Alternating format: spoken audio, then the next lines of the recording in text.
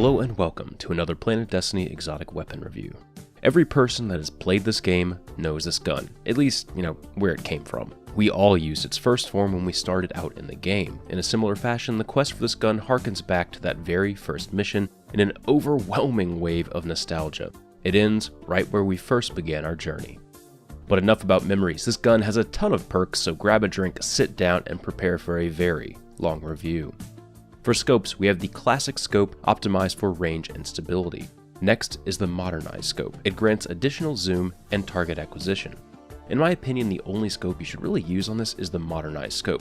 Despite the visible increase on the stat bar from the classic scope, the modernized scope actually works at a higher range due to how the scope zoom works in the game. The additional target acquisition, while not huge, is enough to warrant its use over the classic scope if you are trying to get the best out of the gun. Next up we have automatic, sets firing behavior to fully automatic. Burst fire, semi-auto. Okay, time to dispel some rumors. Setting the gun to burst or semi-auto does not change the weapon to a pulse or scout rifle. The only thing you are doing is changing the firing mode of an auto rifle, so there will not be any damage increases to be found. Unless you go for semi-auto while on 450 RPM, then you will see one more damage in PvP on precision hits.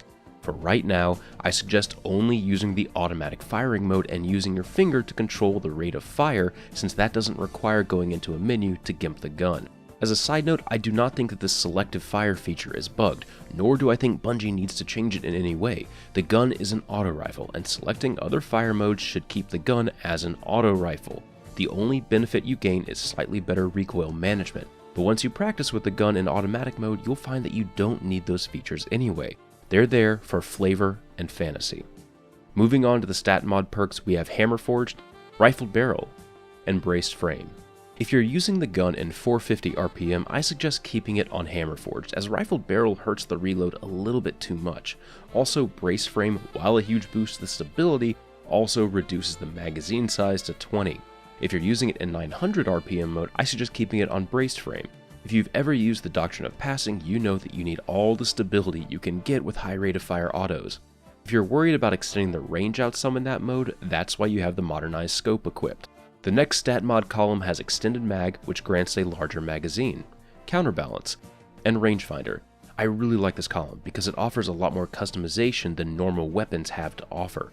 Personally, you should use whatever you want in this column. Counterbalance makes the weapon's recoil really easy to control for all fire modes. That's great if you're trying to get consistent damage. Rangefinder extends the range out just enough that it makes a noticeable difference in PvP.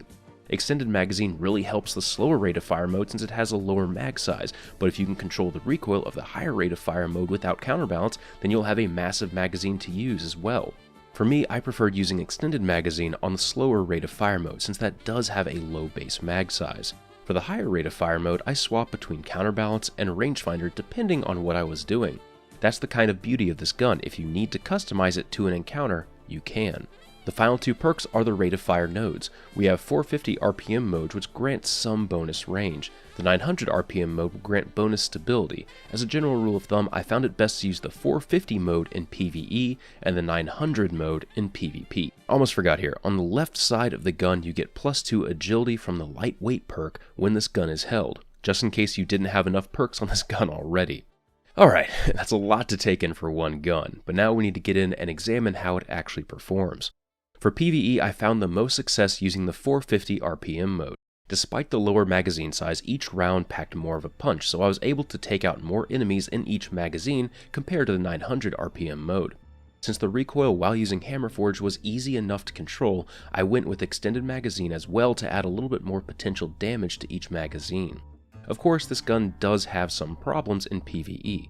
The first major one is its base reload speed. Since the gun doesn't hold a huge amount of ammo, you will be reloading a lot. Most shielded enemies will take a full magazine, and you are probably only going to get through about 3 or 4 tier 1 mobs before you have to reload.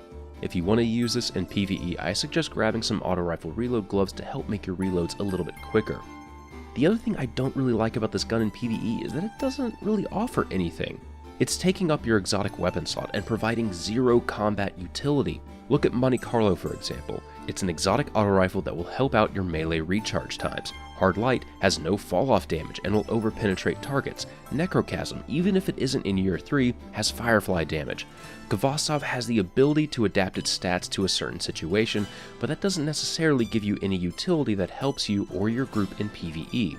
It's a multi-tool that's a jack of all trades but a master of none. You can absolutely still use this gun in PvE, it kills stuff just fine, and doesn't really inhibit you from doing so. But in my opinion, whatever exotic weapon that you are using should provide more utility than just killing stuff at the same rate a legendary would. Moving over to PvP, this gun is actually pretty lethal. I found the greatest success using it in 900 RPM, full auto, and brace frame. The thing that took me by surprise is how controllable the recoil is in a fight, so much so in fact that I ended up taking off counterbalance and going with rangefinder. I kept finding that little extra bit of range helped me take out multiple people that were on the tail end of medium range. In some cases I would toss back on counterbalance or even extended magazine. It just depended on what map I was on and how my opponents were playing. If I was against a lot of shotgun rushers, I could put on rangefinder and make my shots more lethal while they were rushing in from a distance. Extended mag was great for large 6v6 where I could kill multiple targets, and counterbalance was a good option for the unknown.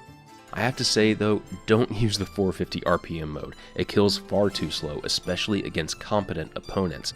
Add in the substantial range penalties that auto rifles have and you're looking at a gun that is the poster child for why slow rate of fire auto rifles don't work in PvP. Just like my big gripe in PvE, for PvP the Khvostov doesn't do anything particularly well to warrant the exotic slot. While in PvE you want utility, in PvP you want a gun that kills something with as little effort as possible. I know that's a bit of an oversimplification, but it's true.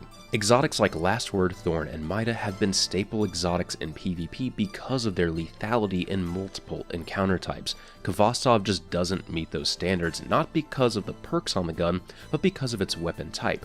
Auto rifles as a whole lack that burst damage that other semi-auto guns have. You have to have a constant stream of bullets going on someone as opposed to being able to dip in and out of cover between shots.